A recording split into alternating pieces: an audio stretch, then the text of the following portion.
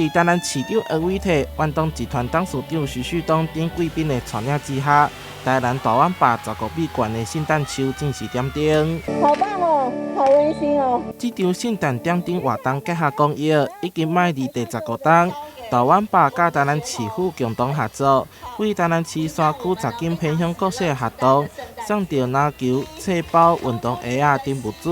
另外，还有来自各界爱心，让学童感受到温暖。非常感谢我们徐董事长，还有所有远东集团的同仁，大家这么具有爱心，能够为我们许多偏乡的孩子，为我们许多弱势的朋友点燃心中一个灯，让他们感觉倍觉温暖。我们市长是很热忱一位，他百忙当中还跑到这里来，因为他晓得很多居民都是对这个亮灯很有兴趣，所以他特别跑来。活动中，远东集团也以颁发感谢状，予台南市府以及各界企业。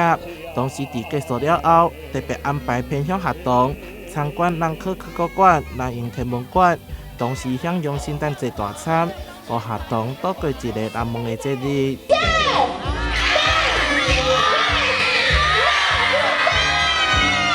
企业不是只是赚钱，然后是希望给所有的小朋友快乐，有福同享。我看到小朋友很开心，我就很感动。今年圣诞树以奇幻森林为主题，甲南科科学馆合作，打造一系列私人动物的装置艺术，吸引不少民众来拍卡翕相。当天也邀请到荷兰美声 Martin Hurkens 演唱圣诞节歌曲。用美妙的歌声替晚会画下完美的句点。